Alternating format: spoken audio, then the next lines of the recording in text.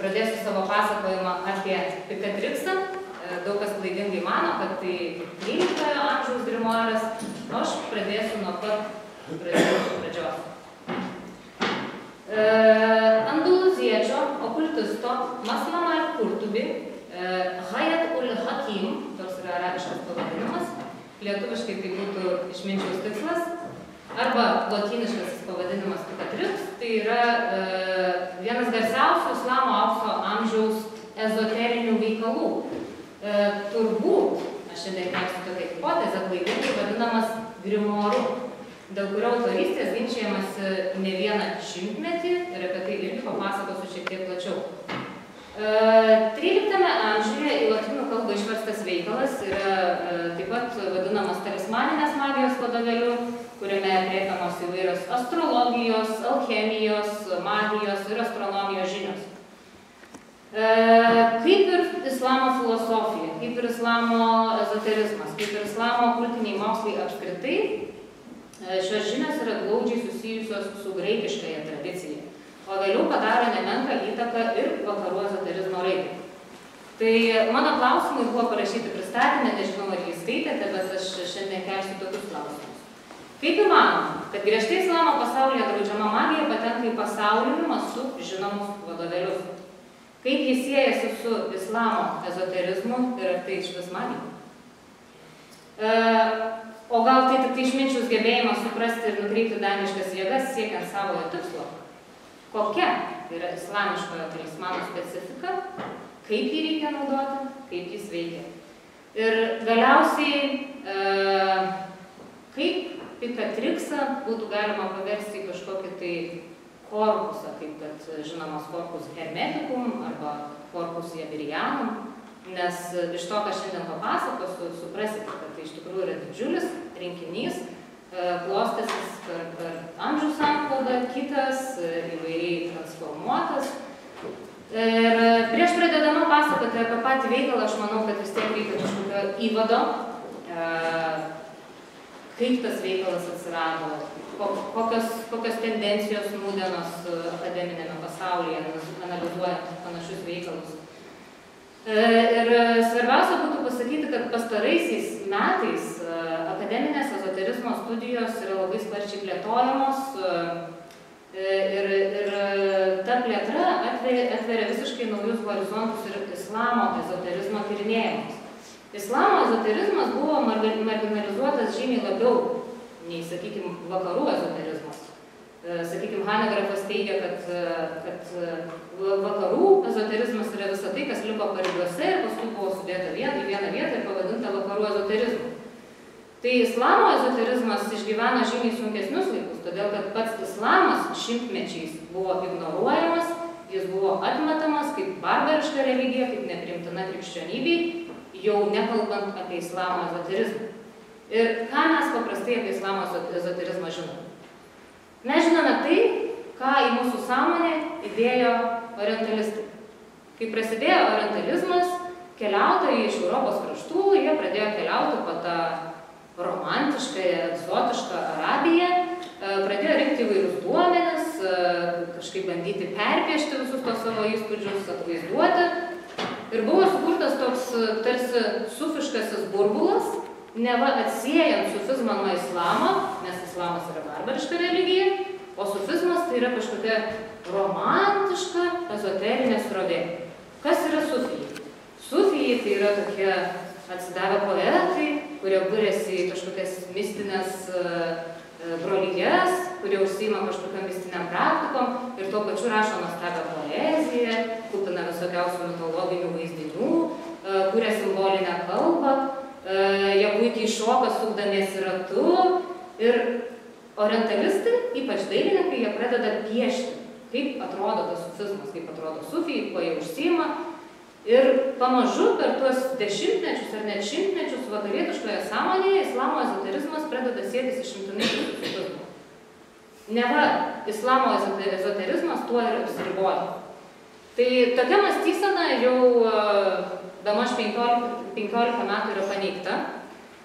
Labiausiai čia pasidarbavo dabar jau mano kolegos, man gerai pažįstami amerikiečiai Noah Gardineris, Matthew Melvinas Jordanijos kilusi Lajana Said, kuri dirba dabar Amsterdamo universitete. Jie ištyrė labai daug rankraščių, pateikė labai daug įvairių naujausių tyrinėjimų. Čia dar verta paminėti ir Marką Sedgwicką, britų istoriką. Ir jie atvėrė visiškai naujus horizontus. Jie pradėjo garsiai kalbėti apie tai, kad islamo ezoterizmas apima ir šiizmą. Tai yra viena iš didžiųjų islamo atmainų, religinių atmainų. Taip, todėl, kad šiizmas yra orientuotas į vidinę dimensiją. Apima ir izmailizmą, apima ir tą patį sufizmą, žinoma. Iš kitos pusės dar prisideda ir visokie naujausiai judėjimai. Tas pats sufizmo praktikavimas vakaruose turbūt irgi romantizuotas, jau pavirtęs daugiau tokia kaip dvasinė praktika, negu kad religinė. Įvairūs Korano prasmių apskaičiavimai, naudojant kompiuterius, tų prasmių išvedimai, skaitinės diagramos, visa tai yra islamo ezoterizmas. Be galo platus laukas. Tai aš tikiuosi, kad ir Lietuvoje mes pamažu išeisime iš tos labai siauros terpės, iš suvokimo, kad islamo ezoterizmas yra tik romantiški sufijų eilėraščiai, apsakymai ir šokiai. Ir pabandysime į tai pažvelgti taip, bent jau pusiau akademiškai, aprėpdami tuos plačiuosius laukus. Dar labai svarbu paminėti tai, kad islamo ezoterizmas, bet kuri iš tų atmainų, yra glaudžiai susijęs su okultiniais mokslais. Ir aš manau, tai galima logiškai labai lengvai išmąstyti, nes bet kuris mistikas, užsiimdamas tomis ezoterinėmis praktikomis, jis naudojasi turbūt dar iki islamiškų ritualų atėjusią tradiciją, ją perdarydamas ir pritaikydamas monoteistiniai religijai, tai yra vienatiniam dievui. Ir jeigu iki islaminės praktikos, tos pagoniškosios praktikos, jos buvo nukreiptos į kažkokias dvasias, į dievybės, kartais net ir piktasias dvasias, tai islamiškoje erdvėje visos šios praktikos jau yra nukreiptos tiesiai į vienatinį dievą. Ir taip musulmonai save pateisina. Jie pateisina, kad tos praktikos negali būti draudžiamos, todėl kad jomis kreipiamasi į vienintelį Alachą. Iš čia plaukia paaiškinimas ir to, kas yra magija ir ne magija. Užbėgdama už akių aš norėčiau iš karto pasakyti, kad labai sunku gretinti vakarietiškus terminus ir arabiškus terminus. Tai lietuviškas žodis magija nebūtinai yra visiškai identiškas atitikmuo arabiškam žodžiui sihr. Ir dėl sihr buvo užvirusios gan karštos diskusijos, ar sihr islamo ezoterizmo kontekste yra kaip leistina praktika ar neleistina. Tai atsakymą aš iš esmės jau pasakiau. Jeigu maginės praktikos yra nukreiptos prašant Alacho tarpininkavimo, prašant Dievo pagalbos, jos yra leistinos. Arabiškai tai vadinasi halal. O jeigu jos yra nukreiptos į kažkokias piktasias dvasias, į mirusiųjų sielas ar tiesiog į tai, kas nėra Dievas, tada jos yra haram. Jos yra neleistinos. Ir žinant šitą atskirtį, kada jos yra leistinos, kada yra neleistinos, nesunku apibūdinti bet kurį arabišką ezoterizmo tekstą. Tai šiandien apie tai plačiau ir pakalbėsime, nes aš visgi kelsiu tą hipotezę, kad Pikatrixas visai nebūtinai yra grimoaras, kaip dažnai skamba, vis dar iki šių dienų.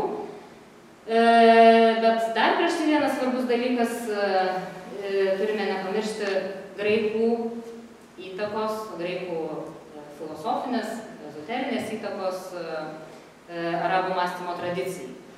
Ir čia tiesiog trumpai norėčiau apžvelgti, kad nepraslystų, kad būtinai būtų atsižvelgta į tą faktą, kad islamo filosofija, islamo kultiniai mokslai, islamo ezoterizmas visą tai išauga iš antikos ir dar ankstesnių tradicijų.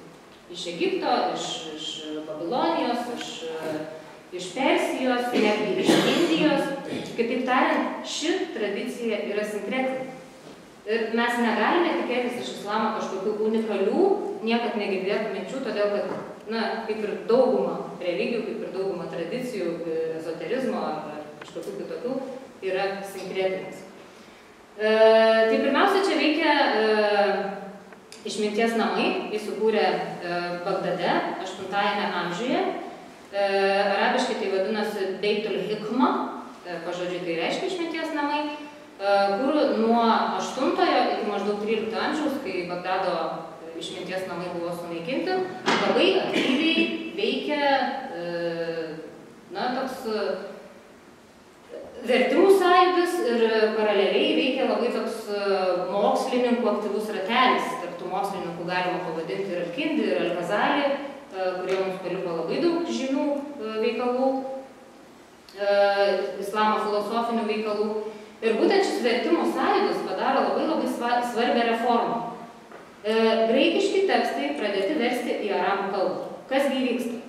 Arabų mąstytojai persismelkia graikiškosios minties ir be abejo Aristotelio, Platono, neoplatonikų mintis pereina į jų pačių veikalus, į jų pačių mąstyseną.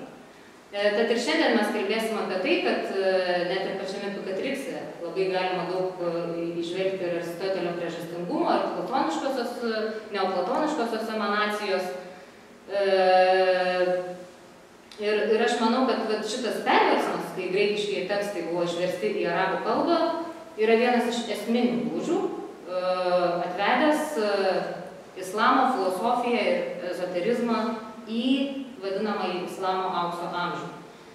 Verta paminėti, kad Bagdadas, žinoma, nebuvo vienintelis centras, vertimų sąjūdžiai panašus vyko ir Kaire, ir Damaske, bet būtent tuo metu įvyksta matematikos, filosofijos, medicinos srityse labai didelis lūžis ir tie mokslai ilgainiui suklesti.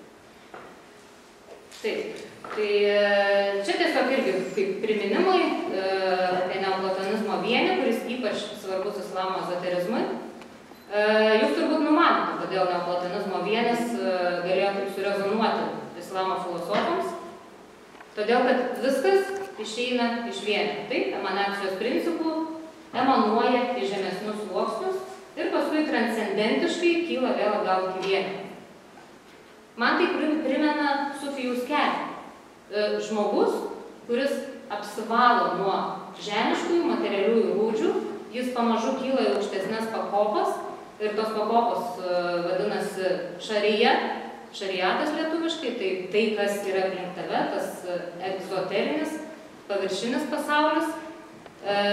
Paskui tarika, tai yra kelias iki to, kol tave šviečia kažkokia žinojimo šviesa, yra vadinama hakika, tiesa, ta tikrovė, mistinė tikrovė, ir galiausiai ją perpratęs savikas arba tas keliautojas sufijus, kuris keliauja sufiškojų keliu, tampa marifu, tai žinančiuoju Dievu.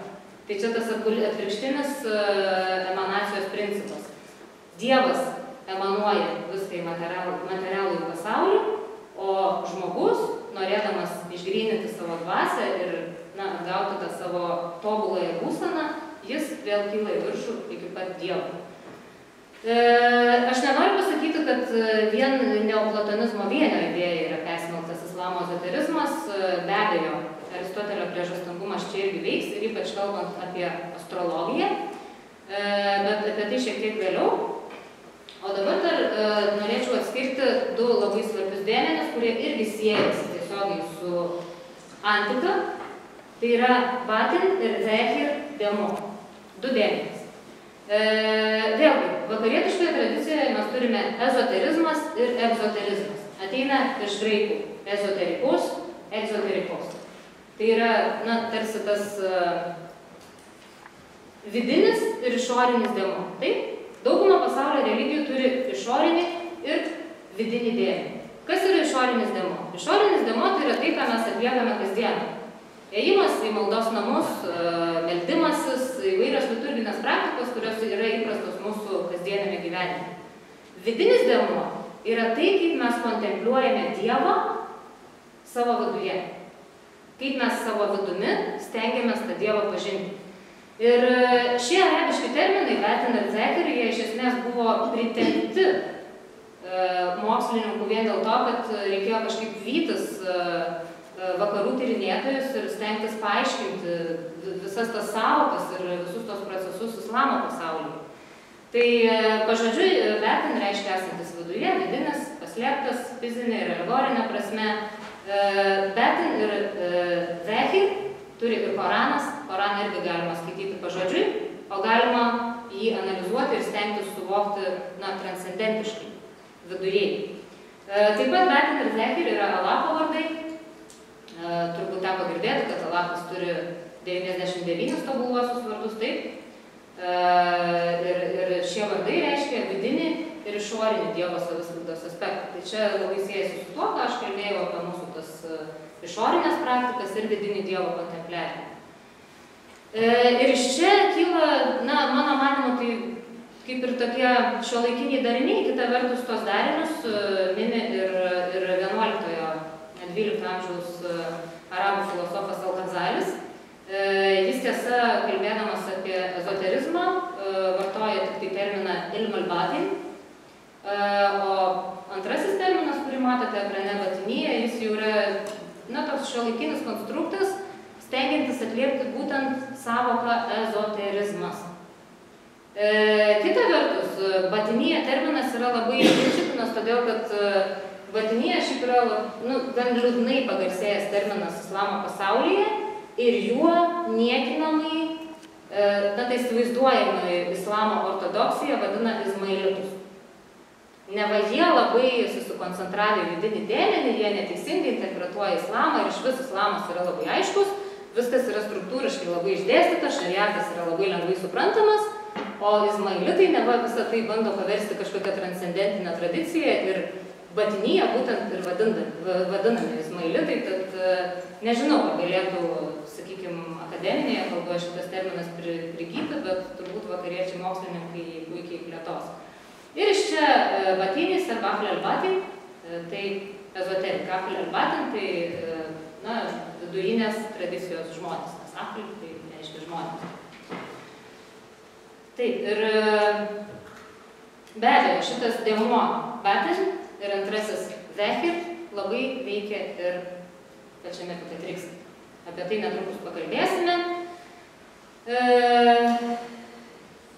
Taip, ir apie vienatinį Dievą jau kalbėjau, tai turbūt galima pereiti prie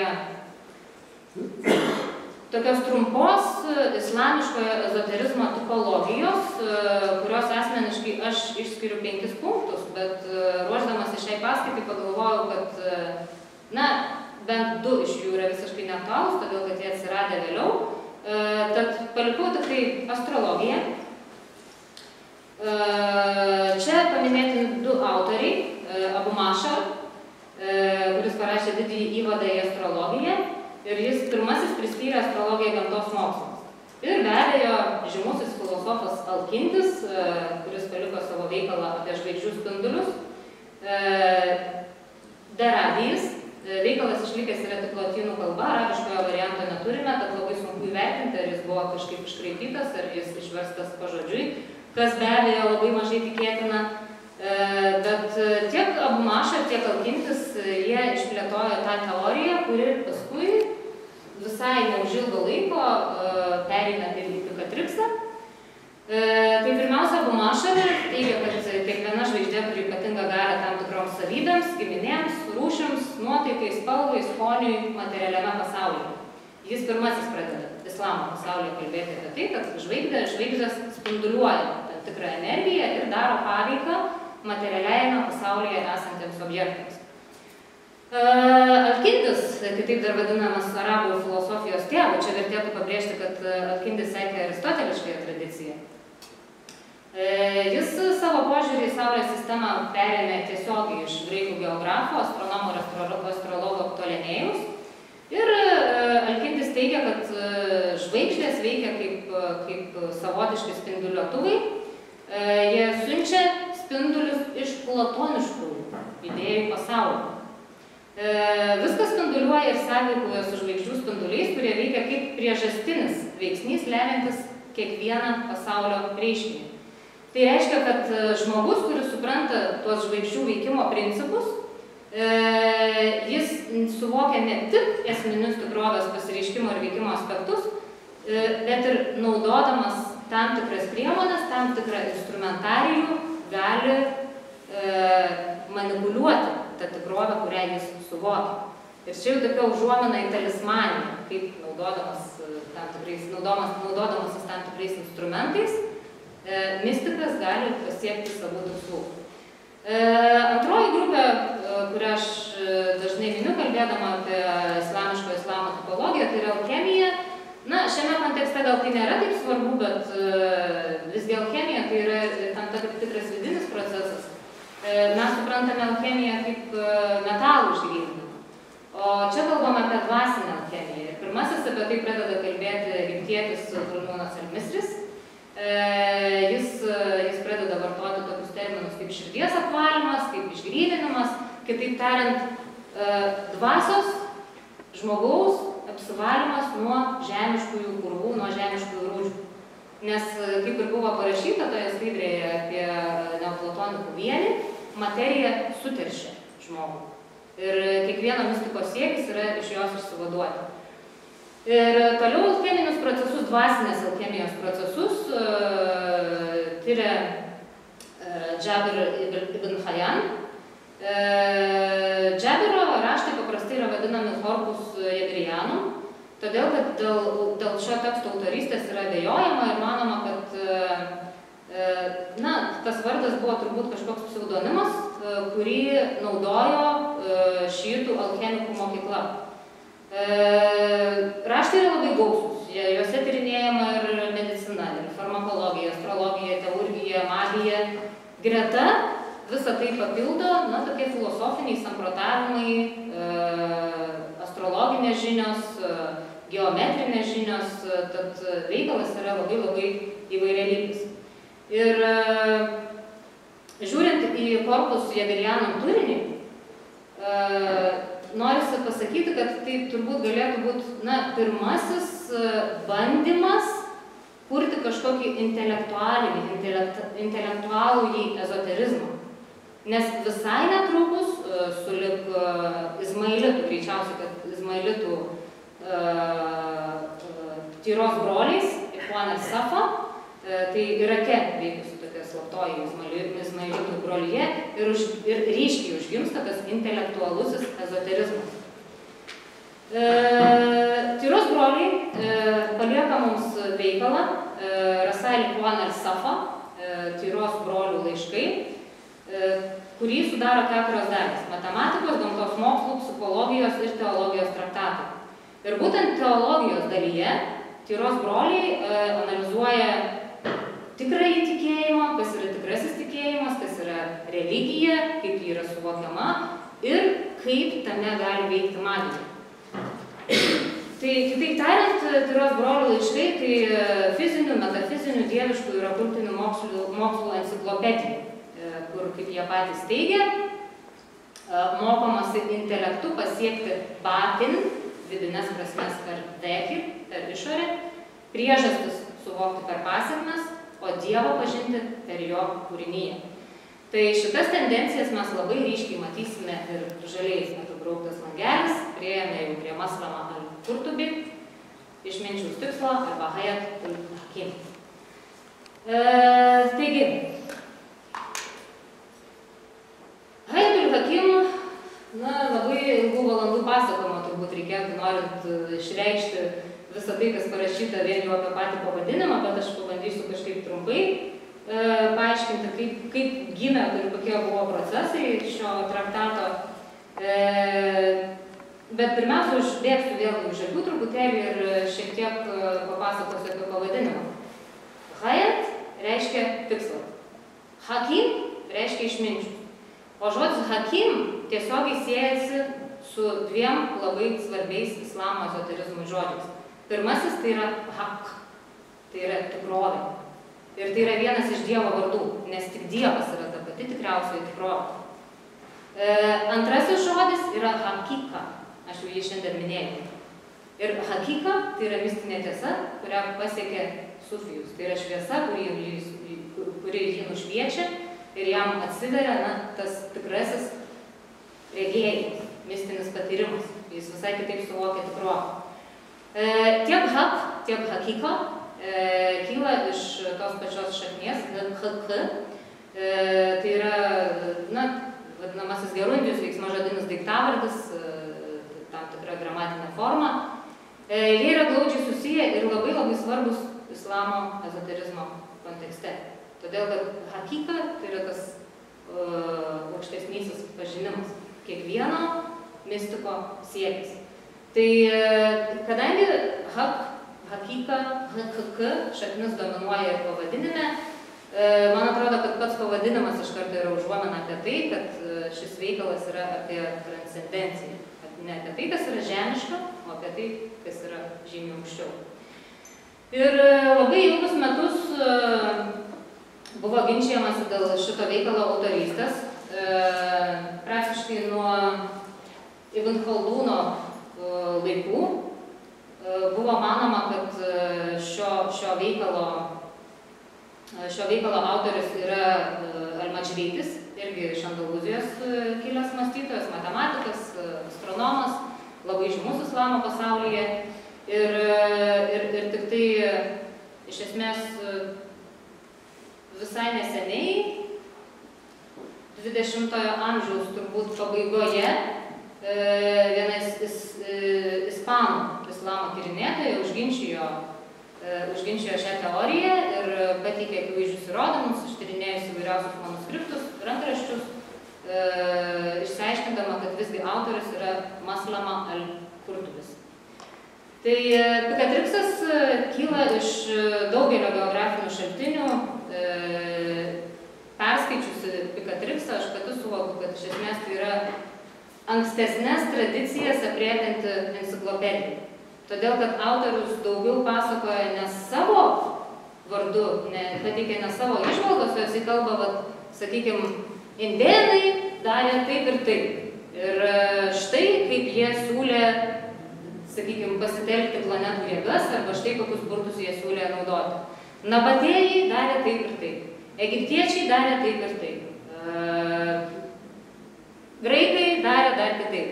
Ir netgi yra konkretus vardai, jis dažnai mini ir Aristotelį, Platoną, Empedoklį, labai daug mąstytojų, labai daug įvairių tradicijų minima pačiam tekste. Ir aš skaitydama kažkaip net sudvejojau, iš tikrųjų, tai galima kažkokiu autoriniu darbu laikyti, ar veikiau tokia kaip enciklopedinė santrauka prieš tai egzistavusių tradicijų. Todėl, kad Maslama al-Kurtubis 10-ame amžiuje gimė Iberijoje, Andalūzijoje, ir jis turėjo prieigą prie daugiau negu 200 su ezoterizmu susijusių knygų, veikalų, filosofinių veikalų, kuriuos labai atidžiai išanalizavo. Ir greičiausiai išanalizavęs tos veikalus, jis tiesiog prisėdo visą tai kažkaip tai sujungti į vieną ir padaryti tokį apibendrintą veikalą. Be kita ko, jis labai daug keliavo po arabų kraštus, po artimuosius rytus ir sukaupė nemažą žinių bagažą, bendravo su to meto išminčiais, kas irgi atsispindi jo tekste. Pats autorius pačioje pradžioje savo knygos pabrėžė, kad magija skirstoma į dvi dalis – teorinė ir praktinė.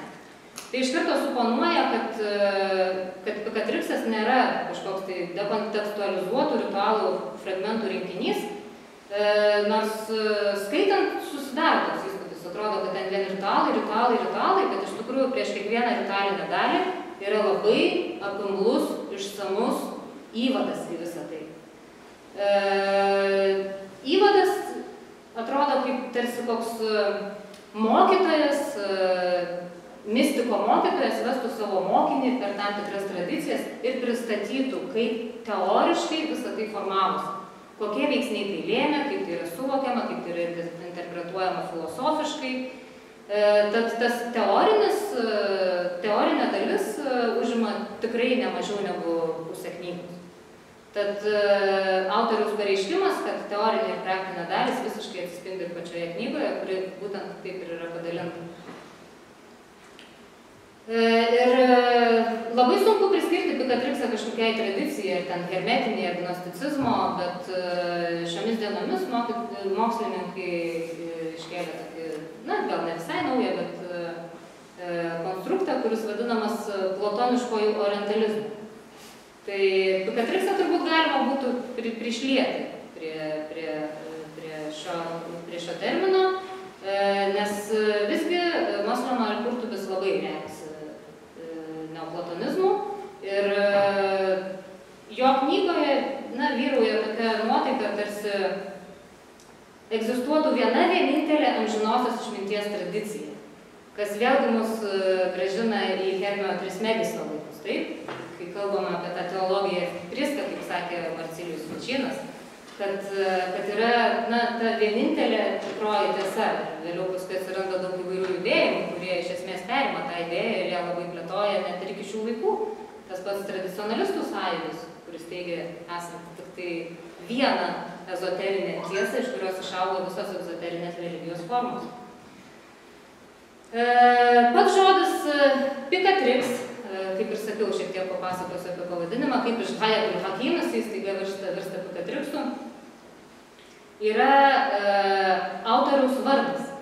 Ir pačiuose pirmuose, man atrodo, net pirmoje pastraipoje yra rašoma, kad vienas išmintingas filosofas kilnusis ir garbingasis pikatriks, kuris sudarė šį veikalą iš daugiau kaip 200 filosofijos knygų ir pavadino jį savo vardu.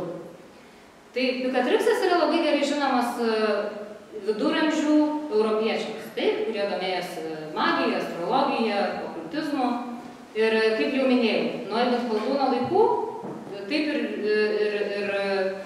ir buvo manoma, kad šį veikalą turbūt parašė Mažreitis ir jisai buvo išverstas iš pradžių į ispanų, į kastilų kalbą, o paskui perverstas į lotynų kalbą.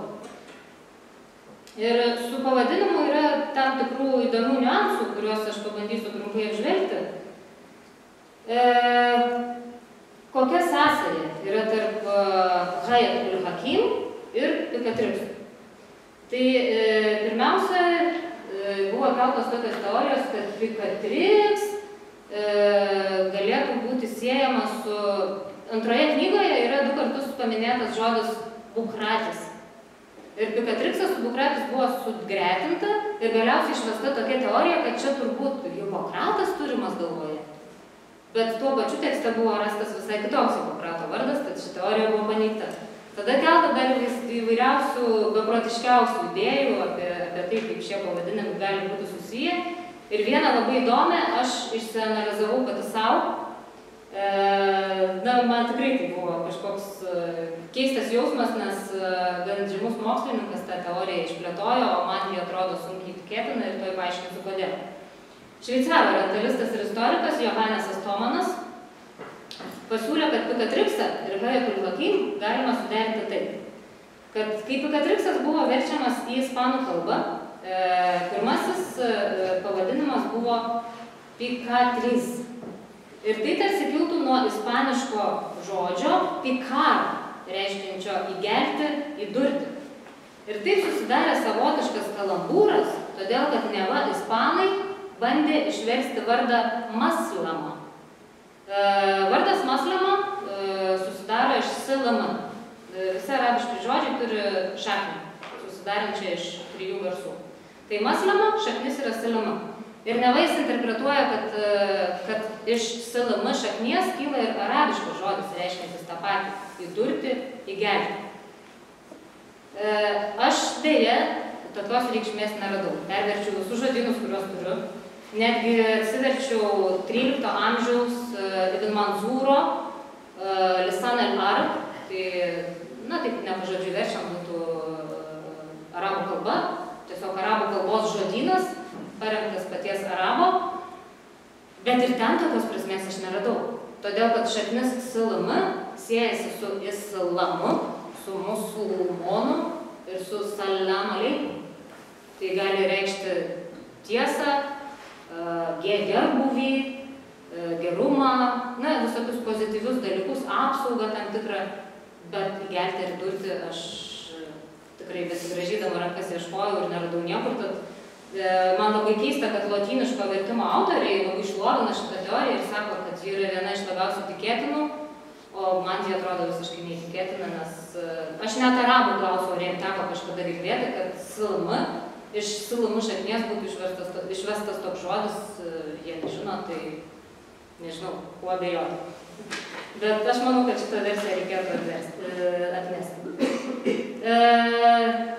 Picatrix prologė skelbiama, kad į ispanų kalbą Picatrixas buvo išverstas prie Alfonso Išmintingojo, lietuviškai jis įvardyjamas kaip Alfonsas X, viešpaties 1256 metais.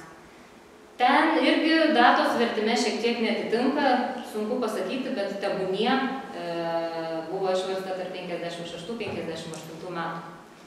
Ir mano manymu vieno geriausių lotyniškų vertimų, kurį 1986 metais paskelbė David Pingree, teigiama, nes David Pingree buvo labai įsigilinęs į tą tekstą, labai jį analizavo ir jo pastabos yra tikrai pagristos. Jis labai įdomiai teigia, kad, na taip subtiliai, kad ispanų vertėjas, kabutėse, dažnai klydo. Kad jam šiek tiek blogokai sekėsi filosofinėse ištraukose ir tokiose vietose kaip maldos planetų dievybėms, kur arabų kalba yra sudėtingesnė. Jau nekalbu apie tas vietas, kur kalbama apie islamiškasis tiesas. Jis tvirtino, kad ispaniškai Picatrix nėra labai tikslus Hayat al-Hakim vertimas, kad jame gausu išplėtojimų, papildymų, interpoliacijų ir vėliau būtent tas ispaniškasis vertimas buvo išverstas į lotynų kalbą. Ir šioje vietoje mes susiduriam su problema, kuri egzistuoja, kalbant bene apie kiekvieną ezoterinį arabų traktatą, kiek jo išliko iki mūsų laikų, verčiant į kitas kalbas. Nes aš visai neseniai dirbau ties vadinamuoju grimoru Šams al-Ma'arif, žinojimo saulė, kurį parašė Al-Bunis. Ten iš vis, Dieve apsaugok, negalima net paliesti tos knygos musulmonams, kokie jie yra baisi. Ir kiek ten visokių baisių dalykų. Ir galiausiai tyrinėjant visą medžiagą paaiškėjo, kad pradinis jos variantas tai buvo tiesiog sufijų elementorius, sufijams skirtas vadovėlis, iš kurio jie iš esmės galėjo mokytis. O perrašant, ypač europietiškais viduramžiais, tas veikalas buvo paverstas į kažkokį demišką, pragarišką grimoarą. Ir tas vardas be abejo prigijo, nes tai yra skandalingai pikantiška. Tai panašus likimas ištiko ir Hayat al-Hakim. Tiksliai nežinoma, kada būtent kokiais metais buvo atliktas vertimas į lotynų kalbą, bet prancūzų medievalistas Nicolas Vailparot teigia, kad pirmosios interpoliacijos jau buvo aptinkamos Pietų Prancūzijoje 1300 metais, vadinasi, pilnas vertimas jau turėjo egzistuoti.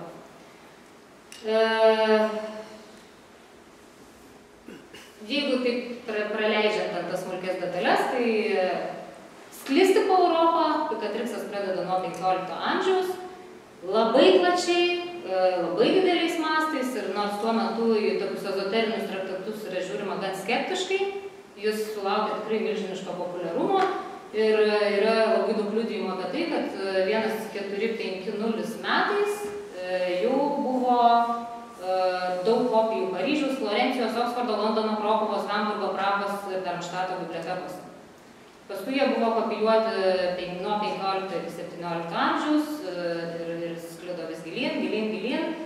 Begalė renesanso mokslininkų persisunkė tų idėjų. Picatrixas tapo tokia ezoterinė baze, atėjusi iš Andalūzijos, Marcilijo Ficino, kurį aš jau minėjau, hermetinės tradicijos tęsėjas, platonistas, vertėjas, juo daug rėmėsi plėtodamas savo natūraliosios astralinės magijos teorijos veikale apie gyvybės gavimą iš dangaus.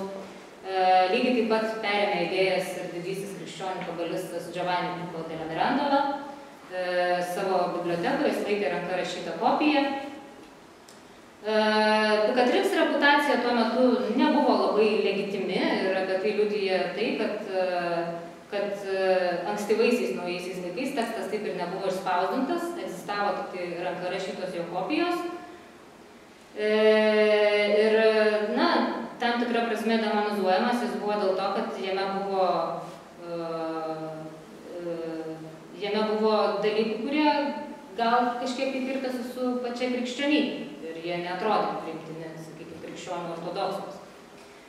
Bet minėtasis vertėjas Pingree, kuris pateikė paskutinį redaguotą vertimą į lotynų kalbą, teigia, kad slaptai kopijas turėjo net Šventosios Romos imperatoriai ir Prancūzijos karaliai. Tai vadinasi, buvo tokia slapta, egzotiška knyga, kurią norėjo turėti kiekvienas. Taip, aš čia darau. Tai taip atrodo viena iš Hayat ul Hakim kopijų.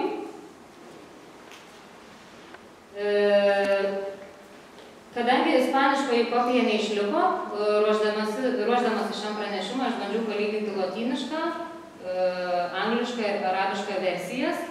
Ir mane labai domino tas atitolimas, kiek buvo nutolta nuo originalo.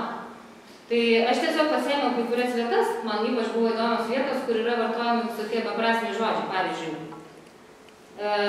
va čia yra angliškas apačioje, yra angliškas tekstas, The Prayer of Saturn. Tai malda Saturnui.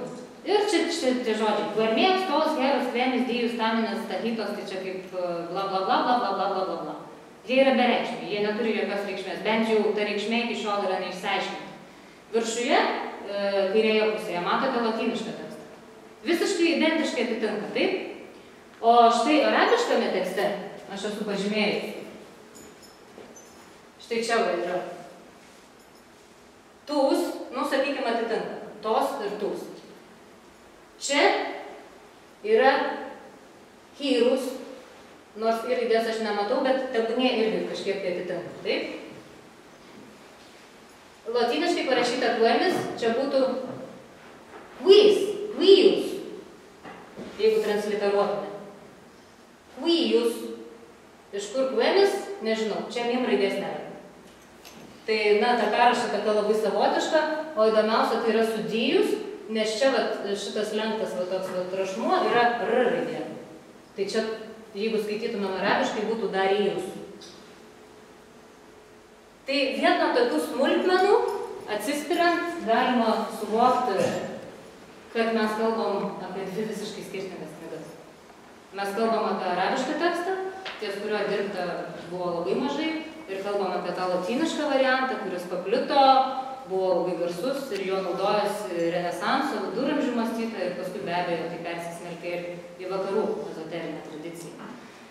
Tai aš jau šiek tiek užsiminiau, kuo rėmiausi, ruoždamasi šiai paskaitai, tai tiesiog įsitraukiau arabišką tekstą, Hayat ul Hakim, kad galėčiau tuos neatitikimus ar atitikimus kai kuriuos palyginti, kad pažiūrėčiau, kiek teksto iškirpta, kiek papildyta, ko yra, ko nėra, o to tikrai labai daug. Lotyniškas tekstas, kaip jau ir minėjau, Davidas Pingree, 86 metų leidimas, ir anglišką tekstą paėmiau Dano Atralo ir Davido Poreka.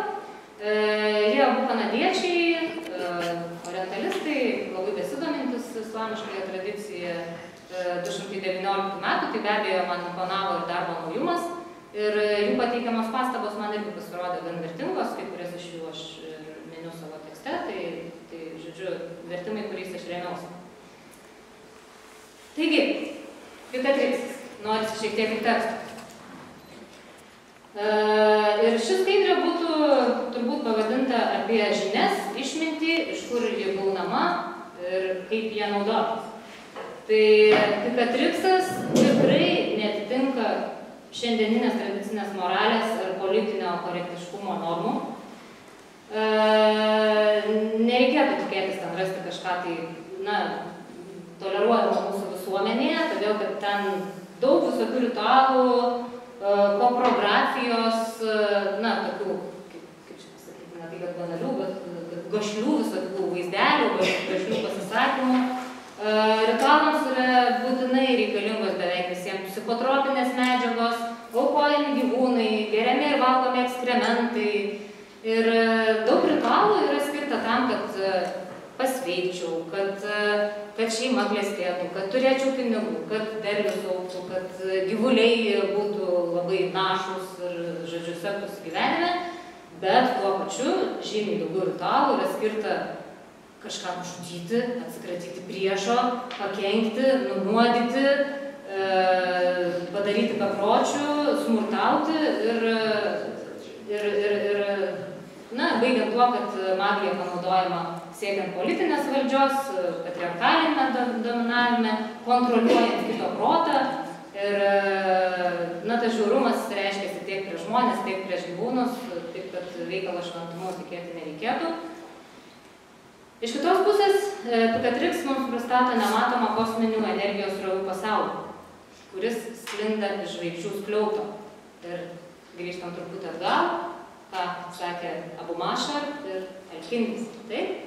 Žvaigždžių skliautas skleidžia tam tikrą energiją, veikia planetų sferos, tos jėgos stiprėja, silpnėja, kol patenka į joms skirtas vietas, kol patenka į žmonės, patenka į augaliją, į gyvūniją, į tam tikrus daiktus ir juos paveikia.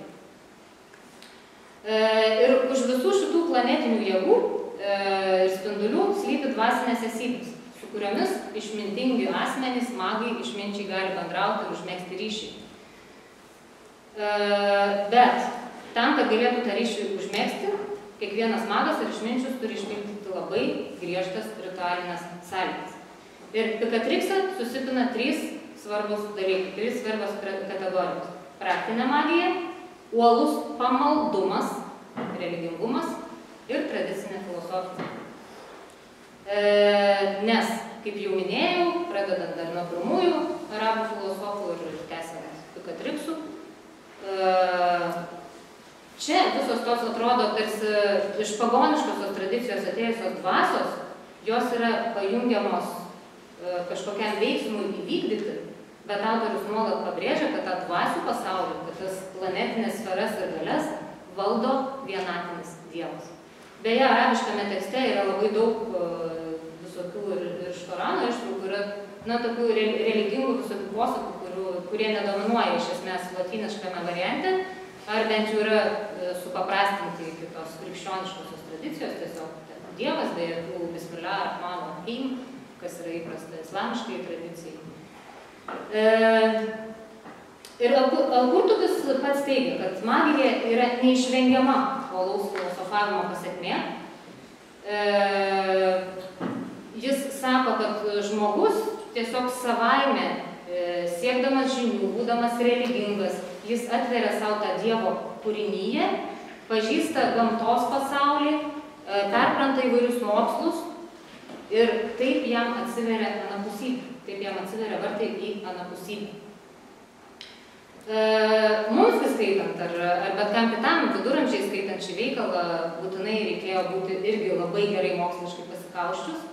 Veikalą neįmanoma perskaityti ir iki galo suprasti neišmanant pitagoriečių, platonikų, aristotelininkų filosofijos, jau nekalbant apie senasias babiloniečių, egiptiečių išminčių tradicijas, apie Hermį Trismegistą ir kitus žinomus prieš islaminius vardus. Kasgi padaro žmogų išmintingą? Ką mums sako apie tai Picatrix'as? Jis vėlgi pasitelkė Hermį Trismegistą, Hermės Trismegistos, nes Hermis paklaustas, kas yra bendra tarp mokslo ir filosofijos, atsakė tobula prigimtis. Abi šios sritys yra tobulos prigimties. Ir mistikas ar magas, suderinęs visą tai tarpusavėje, perėjęs visus tas laipsniškas pakopas, įgyjęs pakankamai žinių ir vienoje ir kitoje srityje, ir tuo pačiu būdamas religingas, jis pasiekė tą aukščiausią pakopą, kai gali valdyti planetinės galias ir nukreipti jas į tam tikrus daiktus, į tam tikrus tikslus. Tai šita skaidrė įdata nebereikalo, aš tiesiog kalbėjau apie tai, kad Picatrix'e magija yra neįmanoma be visiškai atsidavusio uolaus religingumo ir pabraukų tą vietą, kur kalbama, kad būtent Dievas yra atsakingas už visas paslaptis, kad visi stebuklai vyksta tik per Dievą ir kad Dievo niekas negalėtų būti. Įdomus dalykas yra tai, kad šis žinojimas, aišku, toks, truputį suteikia ezoterinio elitizmo jausmą, nes autorius tuo pačiu ir pats pasisako apie tai, kad šios žinios negali būti prieinamos neišmanėmis. Ir netgi yra tokia citata, irgi iš prologo, tuoj surasiu, jei šios žinios būtų atskleistos žmonijai, rašo jis, jos sunaikintų visatą.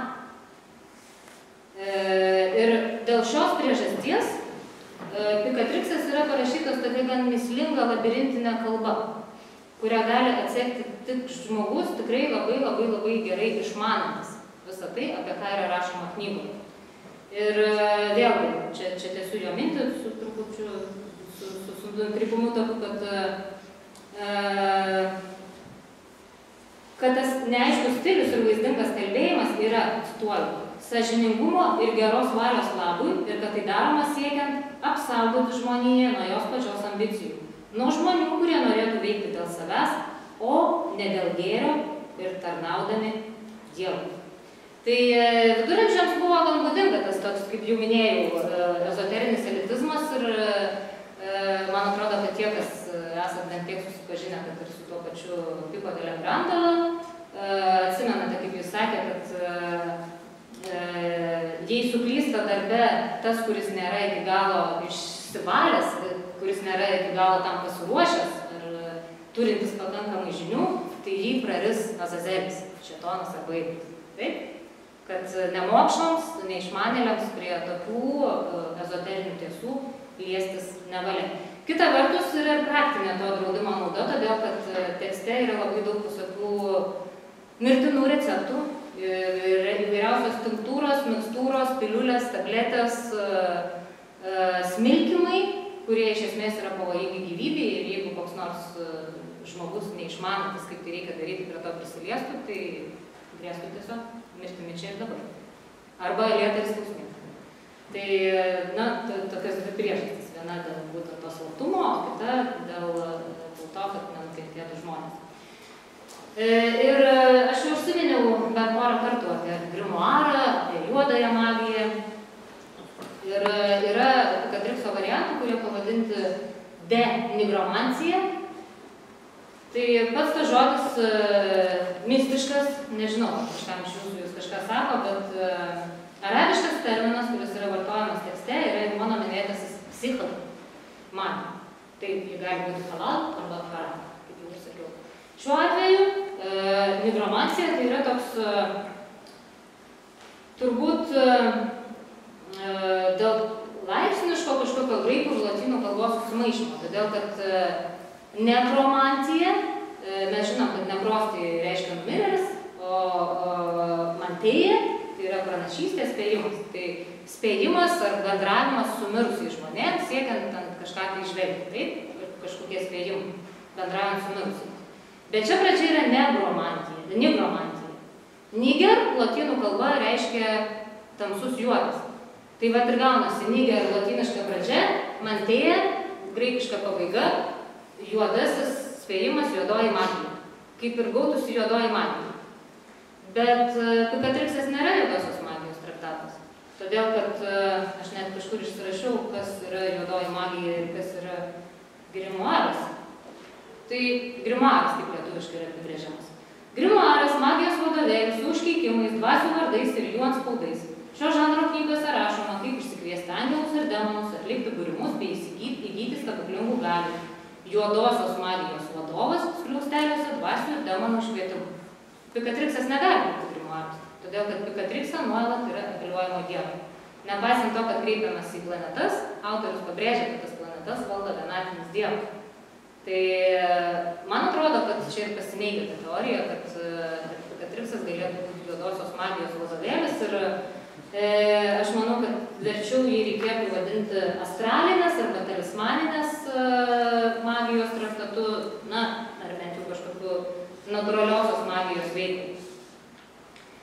Tai įdomus irgi aspektas apie nigromanciją ir kadangi užsiminiau vėl apie vienatinį Dievą, kuris valdo tiek egzoterinį pasaulį, jis yra virš viso ko, tai norisi trumpai pakalbėti apie Pikatrixo kosmologiją, nes Pikatrixe tikrai labai daug veikia planetos, jos visos yra minimos ir visos minimos paprastai vienoda seka.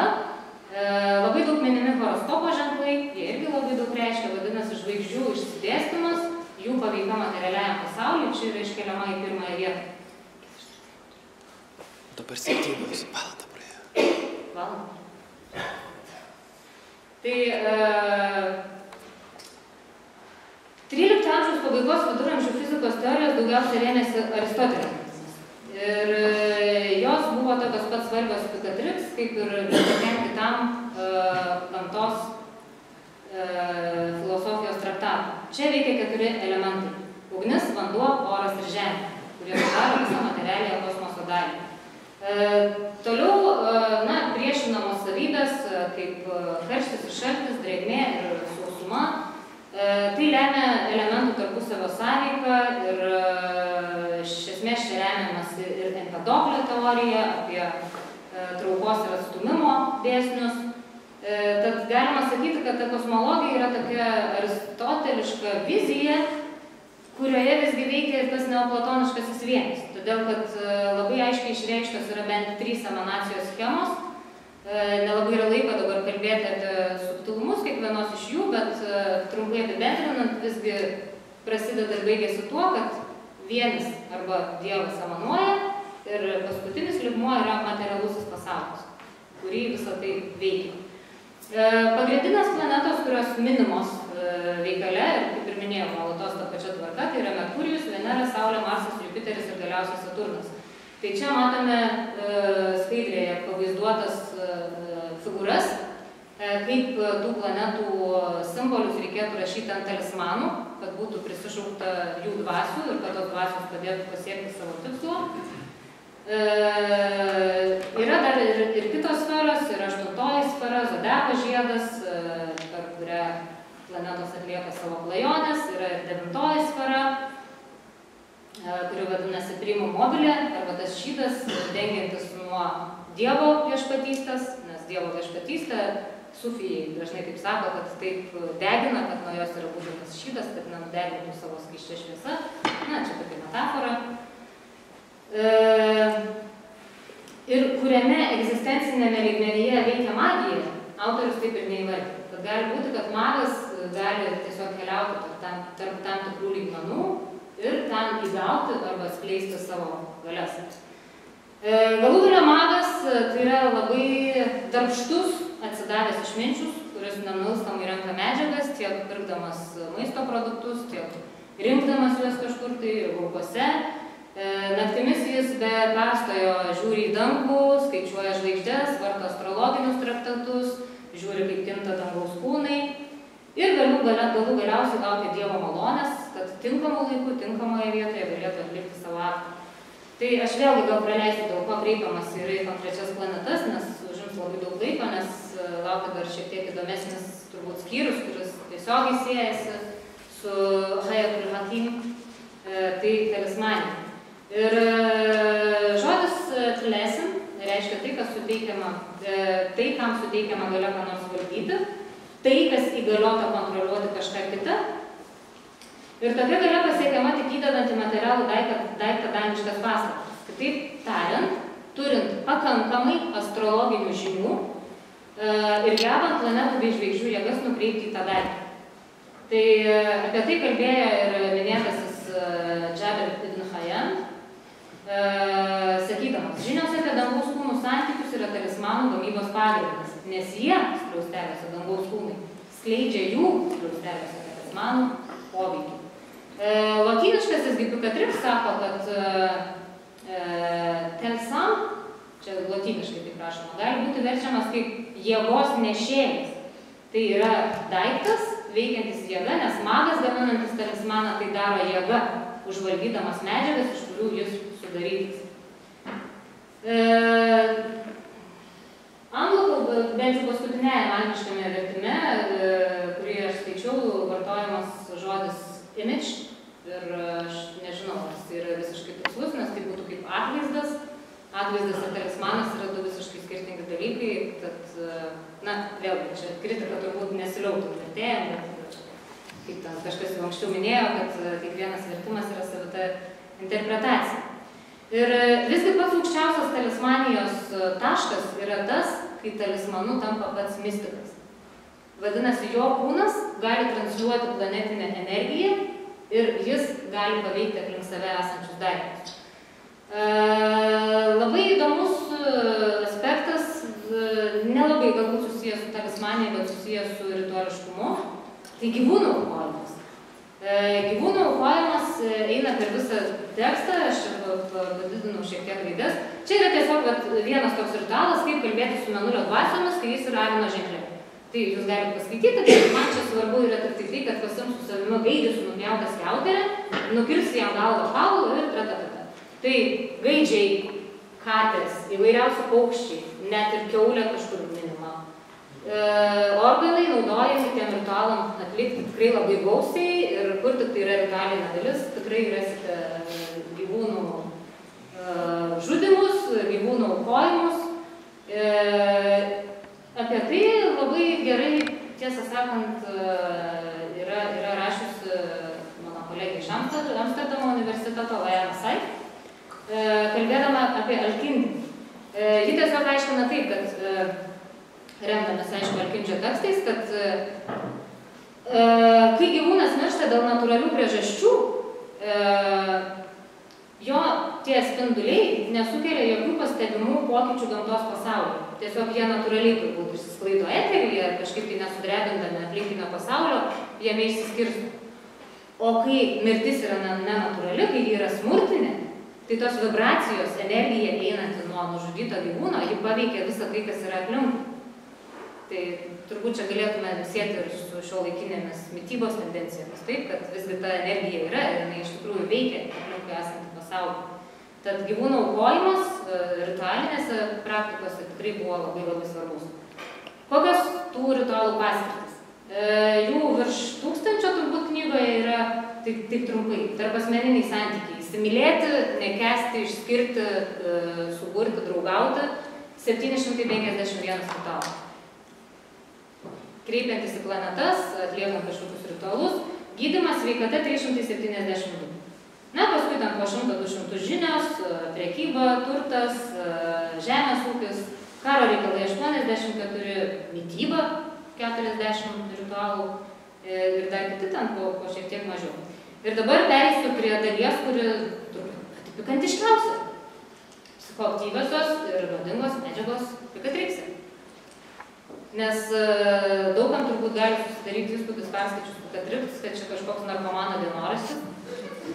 Bet tos praktikos apsvaigimo ir psichotropinių medžiagų naudojimo, jos iš tikrųjų buvo labai gerai žinomos įvairiose šamaniškose tradicijose. Jos buvo gerai žinomos bene visose ankstesnėse tradicijose ir tas stimuliavimas savo būsenos, jis iš tikrųjų mistikui padeda atverti kažkokius kanalus. Tai aš čia toks labai pacifistiška ištrauka, sakyčiau, čia minimas tik tai vilkdadis, bet taip pat papasakosiu, kas minima dar ir bandysiu skubėti prie išvadų. Tai pikatriksas yra suskirstytas į 4 knygas ir 3-4 knygoje yra vien receptai. Visokių mikstūrų, tinktūrų, tablečių, smilkimams skirtų, ten visokių kombinacijų. Ir atliekant visus šios procesus ir kažką tai vartojant ar kažką smilkant, yra ieškoma planetos dvasių pagalbos.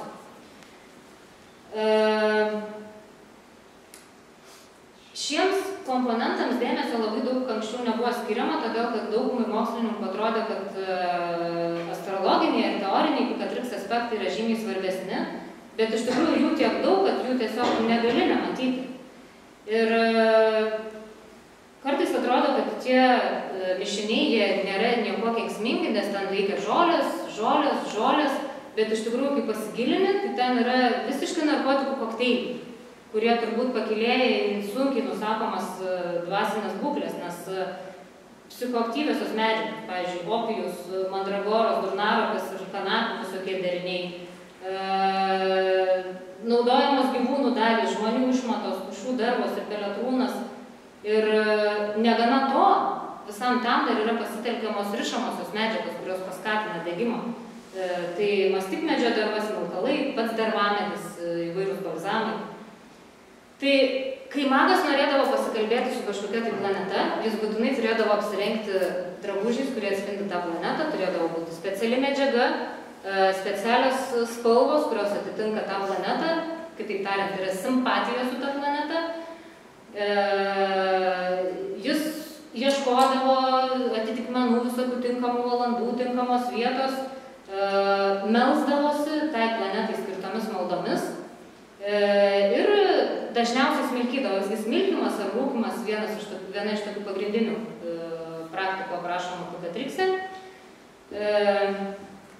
Ir kiekvienas tas psichoaktyvus elementas buvo parenkamas atsižvelgiant į konkrečią planetą, nes planetoms irgi buvo priskiriamos tam tikros savybės ir pagal tai atrenkamas ingredientas. Greta to visą laiką turėjo veikti paties išminčiaus nusistatymas, kad jis yra labai ryžtingai nusiteikęs, kad jį veda tikėjimas ir kad niekas jo kelyje nesutrikdys. Todėl, kad psichoaktyvios medžiagos, čia turbūt nereikia aiškinti, kokias būklės jos nuveda.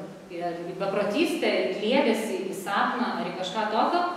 Ir nepakankamai tam pasiruošęs žmogus gali tiesiog išprotėti ar net numirti. Išminčius papuolęs į tą kliedesio būseną, jis supranta, kad jis neišprotėjo, kad čia yra ne kliedesiai ir nesapnas, jis supranta, kad tai yra aukščiausia pažinimo forma ir jam atsiveria platus vartai į anapusinės paslaptis, kurias jis gali pasimti, pažinti ir paskui naudoti.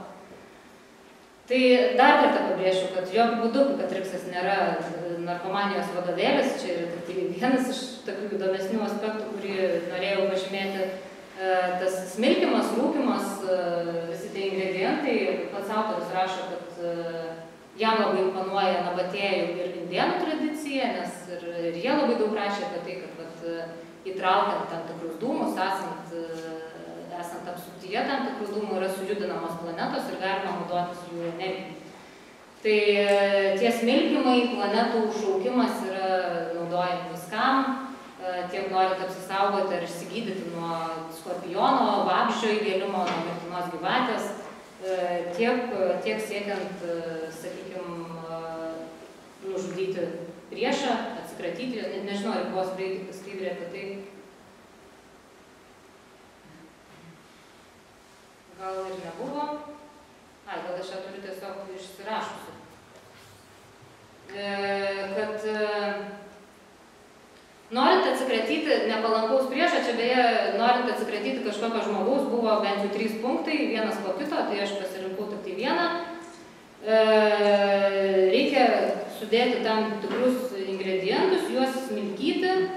Ir vienas kaip iš pavyzdžių galėtų būti toks Saturnui skirtas ritualas, į Saturną apskritai kreipiamas dažnai su priešiškom tokiam intencijom. Magui patariama naudoti smilkalų mišinį pagamintą iš, cituoju, juodosios katės smegenų, karpažolės, maldos, smilkalų, miros ir jonažolės. Ir autorius dažnai nurodo kiekius, šioje vietoje kiekiai nenurodyti, jis nurodo uncijomis, tai uncija, kiek ten yra gal 28 kokie gramai, gal kažkas žinot, tiksliau. Tai nebejotina, kad įkvėpus bent vieną iš šių ingredientų tiesiog geriausiu atveju būtų kenksminga, o blogiausiu ištiktų mirtis. Tai dar vienas perspėjimas, kad tokiais ritualais, tokiamis apeigomis jokių būdų negali užsiimti tie, kurie neturi pakankamai žinių. Dar įdomu būtų gal trumpai labai paminėti alkoholį. Islamo pasaulyje alkoholis yra draudžiamas. Jis negalėjo atsidurti tekste, bet visgi vynas yra kelis kartus minimas kaip prišamoji medžiaga. Ir yra pora ritualų, kur vyną reikia net gerti. Parašyti išgerti kuo daugiau vyno, kreipiantis į Marsą. Čia ritualas kreipiantis į Marsą, kad pasiektų tą pakitusią sąmonės būseną. Tai čia aš nepriejau, nespėjau pasitikrinti, ar tai atitinka su arabišku tekstu, bet laikas jau mūsų pasibaigė ir dabar aš norėčiau pereiti vietoje išvadų turbūt, nes čia gal toks akstinas mūsų diskusijai, kurią tikiuosi išplėtosime po paskaitos. Turim nepamiršti, kad Pukatriksas tai yra multikompleksinis kūrinys ir per įvairius laikotarpius jis patyrė labai daug įvairių transformacijų. Kūrinio autorystė lieka vis dar labai dvejotina, nes ir dėl Maslamo Al-Kurtubio lieka dar labai daug klaustukų, kaip ir minėjau. Man tai veikiau panašėja į tokį korpusą, apibendrinantį ankstesnes tradicijas, tų ankstesnių tradicijų ritualus, filosofinės įžvalgas, apeigas, nes tos tradicijos yra akivaizdžiai įvardytos tekste. Tai aš taip teoriškai tiesiog spekuliuoju, kad galbūt galėtų būti suteiktas kažkoks korpus, nežinau, korpus kurtubianum ar pixatridianum ar kažkoks tai pavadinimas, nes mano akimis tai yra ne vieno autoriaus veikalas, o didžiulis rinkinys. Ir aš kalbu būtent apie lotynišką variantą. Jeigu mes grįžtume prie arabiškojo, tai galbūt galima kažkaip kitaip interpretuoti, ir dar pabandysiu visai pabaigoje. Tai astralinis priežastingumas čia derinamas su monoteizmu, tad man atrodo, kaip ir su dauguma kitų arabiškų veikalų. Dėl šios priežasties arabiškasis veikalas atrodo labai priimtinas krikščioniškiesiems viduramžiams, todėl kad antikos idėjos, jos dar nėra susietos su monoteizmu, o islamo mokslininkai žengia tą svarbų žingsnį ir suderina tauhid arba vienaties doktrina. Kulminacinis Pikatriksų klestėjimo taškas Europa, kaip ir pasakau, nuo 15 amžiaus, kur vyksta didžioji lotyniškoje epopėje, ir tas lotyniškasis tekstas yra labai smarkiai atitolęs nuo arabiškojo, papildytas su interpoliacijom, su vertėjų interpretacijom, su nesuprastom dalim, praleistom ir pakeistom kažkuo tai kitu. Tad lyginti jį su Maslama al-Qurtubi al-Haythul Hakim yra ne tik problemiška, bet manau neteisinga. Veikiau reikėtų kalbėti apie Europos viduramžių renesanso mokslininkų bei vertėjų sudarytą europietiškos dvasios ezoterinių teorijų ir praktikų rinkinį, iš kurio, negana to, kaip jau ir sakiau, buvo pašalinta viskas, kas buvo islamiška. Taip pat labai keblus jo tapatinamas su juodąja magija, tad ginčytinas yra jo įvardyjamas grimoru. Mano siūlymas visgi tai vadinti ezoterinių teorijų ir praktikų enciklopedija. Ir Pikatriks idėjos turėjo labai didelį įtaką renesanso mąstytojams, juos aš įvardijau, tiek Ficino, tiek Delle Grandole, tiek Jonas Dee. Ir apskritai tai buvo viena iš didžiųjų viduramžių renesanso ezoterizmo bazių. Tad negalime ginčytis, kad formavo ankstyvųjų naujųjų amžių ezoterinę mąstyseną ir dabar vėl naujai sulaukia dėmesio nūdienos pasaulyje. Beje, atsirado mokslininkų, kurie dirba ties arabiškų tekstų, tad aš labai optimistiškai laukiu, kol atsiras kažkokie kritiniai vertimai ir mes tada galėsim jau savo aiškiai įsivardyti, kiek vienas nuo kito yra nutolę, Haythul Hakim ir lotyniškasis Pikatriks. Ačiū.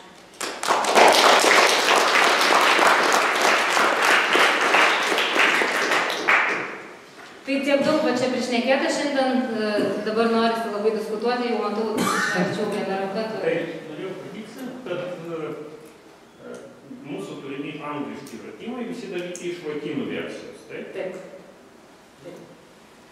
O galėsis, kai net kažkur neverti?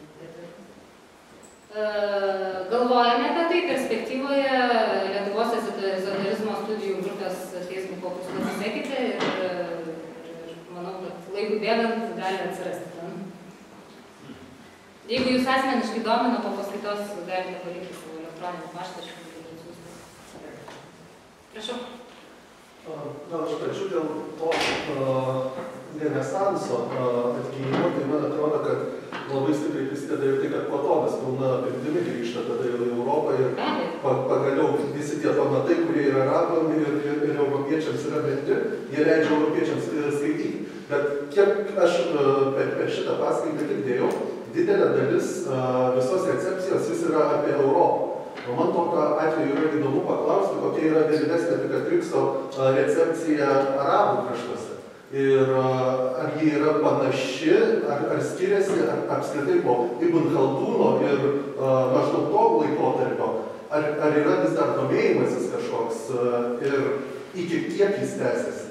Ačiū už klausimą. Labai geras klausimas iš tiesų. Na, su tais vadinamaisiais arabiškais pseudo-grimoarais iš tikrųjų yra gan sudėtinga arabų pasaulyje. Musulmonai yra prietaringi žmonės ir ypač žinodami, į ką ilgainiui išvirto tie originalūs veikalai, galbūt nepasigilinę jie iš tikrųjų tiki, kad ten yra pasakojama apie juodąją magiją. Tas pats buvo, kai aš dirbau prie Shams al-Ma'arif, prie Gnozės saulės ar Son of Knowledge albūnio veikalas. Man teko skaityti, kad lig šiol arabai kažkaip musulmonai, ne arabai, musulmonai baidosi šitų veikalų. Nes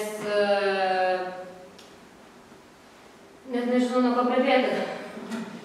Norėjau sakyti ortodoksinis islamas, o paskui galvoju, kas yra islamo ortodoksija, kas yra regula, kuri nustato, kas yra ortodoksinis islamas. Na, bet tarkim, tie griežtieji, sakykime, ortodoksinio islamo, jeigu toks yra atstovai, jie gan skeptiškai žiūri tos veikalus. Jie visgi atrodo, kad tas planetų šaukimasis kertasi su tauhid principu ir primiktinai, sakykime, tas pats Al-Azharo universitetas Kaire, į kurį yra dažnai kreipiamasi dėl tam tikrų fatvų, dėl tam tikrų patarimų, ar galima skaityti, ar musulmonui galima skaityti Ghayatul Hakim, ar musulmonui galima skaityti Shams al-Ma'arif.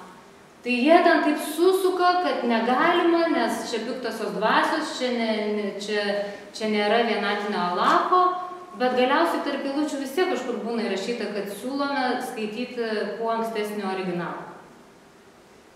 Tai vat jie bando nukreipti tai, kad reikia bandyti surasti kuo ankstesnės versijas, o jeigu jūs klausite apie akademinį pasaulį, tai tiek Ghayatul Hakim, tiek Shams al-Ma'arif ir dar vienas dabar užkrito koks veikalas, 3 veikalai, jie pamažu sugrįžta.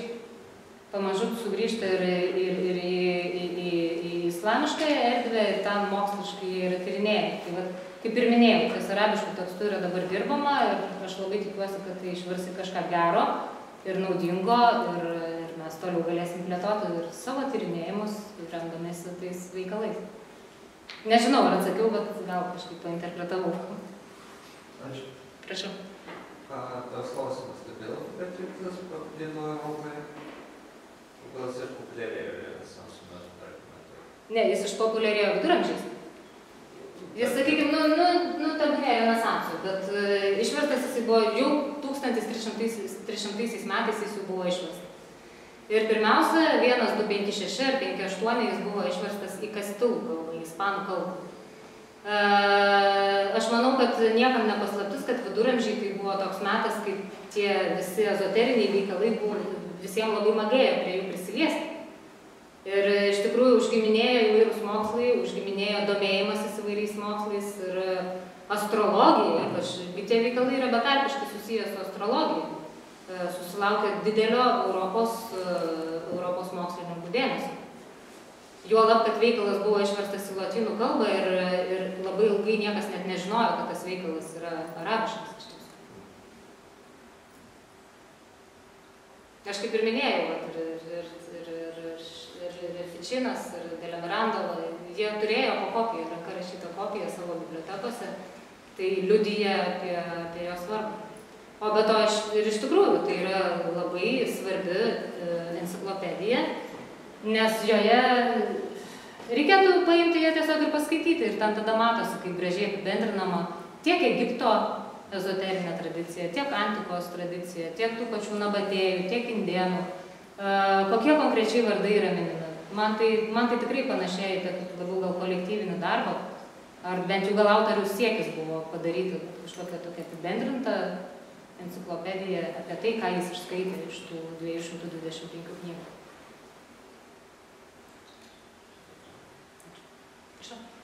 Dar klausimas, ar teisingai supratau, kad kaip ir krypse tiem įvairiom tradicijom, įvairios tradicijos kaip suvesta po vieną teorinį skliautą apie tas žvaigždžių ir planetų spindulių teoriją, sakykime. Nors ten paimta iš nabatėjų, iš egiptiečių, iš to, bet kaip teorinis pagrindas bendras jiems padėtas. Iš esmės, atsivertus knygą, kaip ir sakiau, yra knyga padalinta į 4 atskiras knygas. Pirma knyga, antra, trečia, ketvirta. Ir kiekvienoje knygoje yra skyriai. Ir kartais knygos pradžioje, vienos iš knygų pradžioje, o kartais prieš skyrių parašyti. Kaip antai nabatėjai sakė, kosmosas yra sudarytas taip ir taip ir taip ir taip. Ir tada po tos teorijos, visos, kurią jis išdėsto, dar ten pridėdamas, sakykime, kažkokius ten variacijas, truputį nukrypimus į kitas tradicijas, jis tada dėsto, kad anot Nabatėjų ritualai gali būti tokie. Tada jis pereina, nežinau, man nepavyko išsiaiškinti, kokią Kleopatros knygą jis mini rastą Kordobos šitoje mečetėje katedroje, nes ten yra aiškiai parašyta, kad Kleopatros knygoje, kuri buvo rasta Kordobos katedroje, yra minimas. Tai nesugebėjau išsiaiškinti, apie kokią knygą jis kalba, bet ir rašo. Teorija yra tokia, ten rašoma taip, ir tada ritualai yra tokie.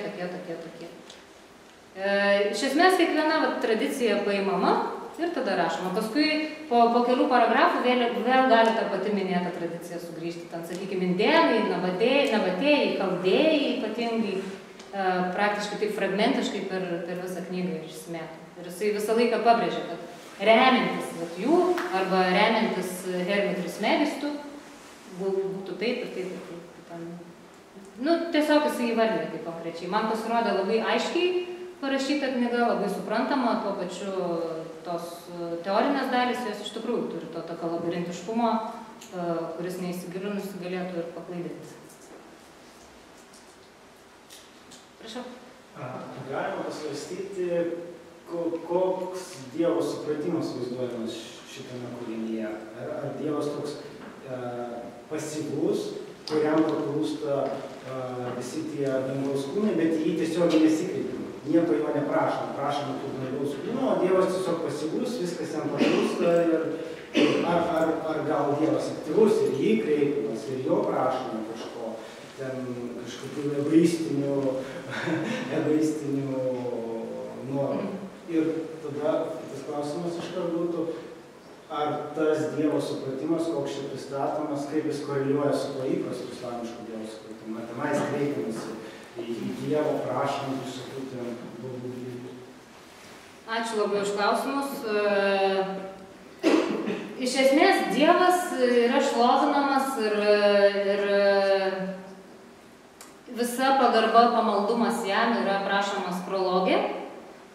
Buvo ten viena iš skaidrių, aš tokią trumpą ištrauką įdėjau ir ten kalbama vien apie tai, koks Dievas galingas, kaip jisai viskas kūrė, kaip visos planetos yra pavaldžios jam. Ir kaip aš minėjau, iš to priimų modelį yra Dievo karalystė, kurią dengia šydas, taip, nuo visų kitų laipsnių. Paskui, plėtojant toliau 1, 2, 3, 4 knygas, nėra tiesiogiai kalbama su Dievu, kad va čia Dievo aš prašau, aš į Dievą kreipiuosi, kreipiamas į planetas, bet yra vietų, kur pabrėžiama, kad visgi tas planetas valdo Dievas ir kad tos planetos yra pavaldžios Dievui. Ir labai geras jūsų yra antrasis klausimas, nes tokius veikalus tiek Šams al-Marif, tiek Hayat al-Hakim labai kritikavo tiek Ibn Khaldūnas, tiek Ibn Taymija, tai dar, sakykime, daugmaž panašių laikų mąstytojai, 13 amžius, taip. Nes jiem atrodė, kad visgi toks paaiškinamas yra nesuderinamas su, vėlgi, aš kabutėse vartoju tą žodį, ortodoksiniu islamu, nes negali būti taip, kad tu kreipiesi į planetą, o iš tikrųjų čia neva tu bandai kažkaip tai spekuliuoti tuo, kad tu kreipiesi į Dievą. Nes Ibn Khaldūn ir Ibn Taymijai neatrodo, kad toks kelias yra ortodoksinis islamiškas kelias. Dėl to jie susilaukia labai didelės kritikos ir ta kritika, jinai iš esmės siekia ir šiuos laikus. Daugam atrodo, kad tai kertasi su islamo ortodoksija, bet aš keliu klausimą, kas man paaiškins, kas yra islamo ortodoksija. Prašau. Aš norėčiau pastebėti, kad reikia įsigauti tuo, kad ten kalbama apie Dievą. Prisimename nesenus laikus, kelių dešimtmečių senumo, kai tiesiog reikėjo žinoti, kaip rašyti, kad nebūtų blogai. Arba kad gautum ko nori.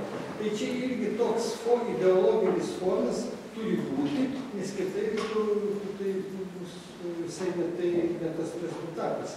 Todėl į tai reikia atsižvelgti, kad Nedievai, jie ten propagavo. Visą šitą numetus, visą tai, kas rašoma apie Dievą, liks graži juodoji magija, viskas tenkinimas tų normų, kuriuo man dabar reikia, ir aš galiu sakyti, kad Dievas viską daro Dievą. Taip, va tokios interpretacijos ir buvo viena iš pradžių, kodėl islamo ezoterizmas taip ilgai liko paraštėse. Nes daugam taip atrodė, islamo ezoterizmas paraštėse liko ne tik dėl vakarietiškos tradicijos įsigalėjimo, bet ir dėl pačių musulmonų. Nes jiem atrodė, kad tie autoriai apgaudinėja tiek savo skaitytoją, tiek patys save ir bando įbrukti tai, kas iš tikrųjų nėra kreipimasis į Dievą. Bet toks yra ezoterinis kelias. Ir nebereikalo aš padariau tą tokį gal truputį ir per ilgą įvadą apie tai, kad islamo ezoterizmas yra neatsiejamas nuo okultinių praktikų. Be okultinių praktikų islamo ezoterizmas turbūt sunkiai galėtų egzistuoti. Bet tos praktikos, jos buvo kreipiamos ta linkme, kad viskas būtų orientuota į Dievą.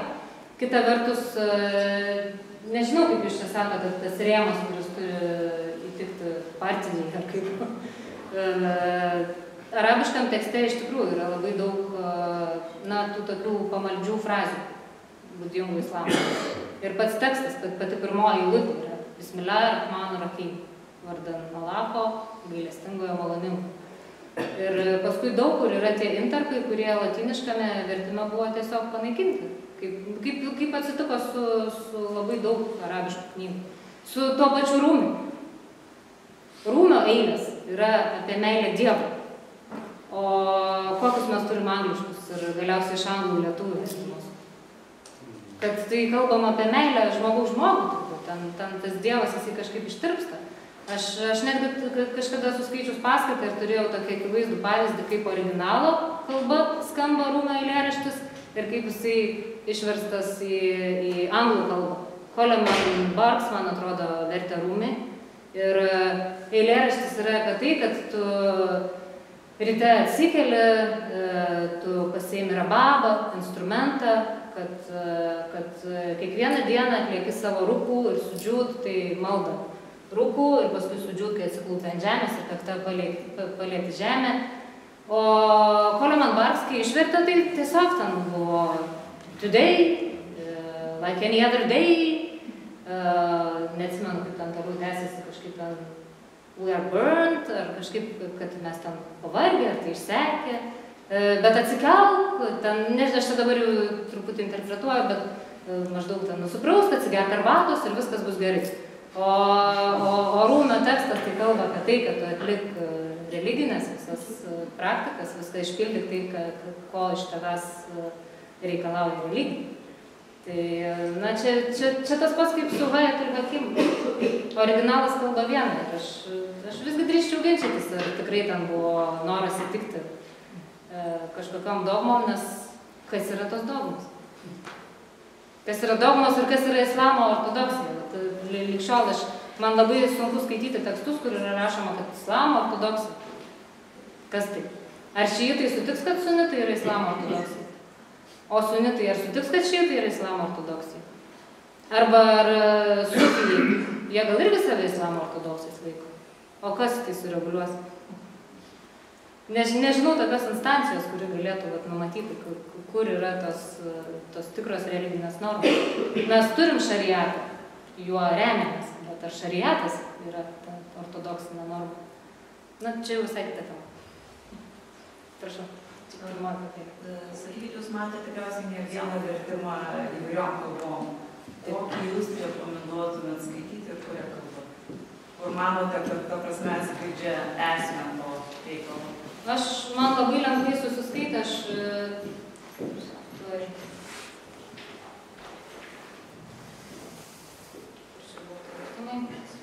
va šitas, paskutinis, tik atliuksė Medieval Treatise on Astral Magic. Čia angliškas tekstas ir jisai yra gan jaunas, 19 metų tas tekstas.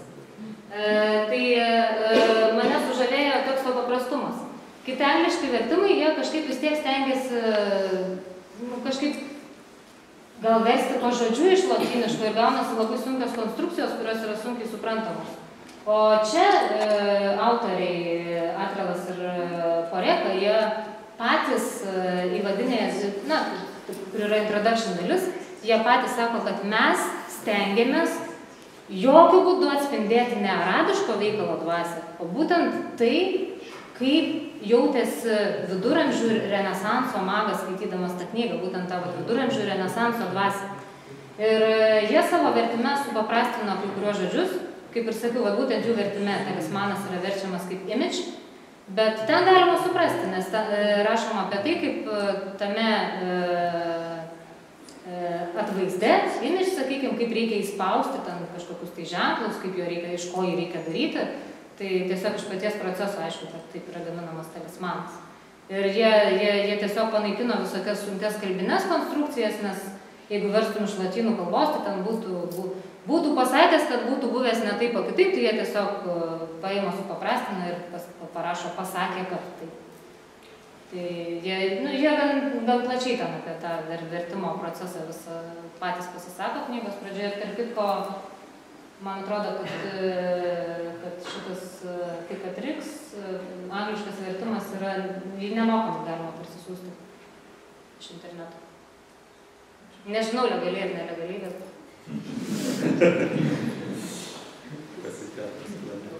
Prašom, klausimą.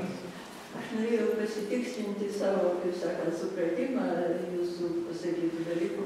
Kaip supratau, šitos visos praktikos aprašytos, jos yra individualios, čia ne kokios grupinės, čia individo. Išminčiaus. Taip. Išminčiaus, kuriam gerai pažįstami visi mokslai ir kuris...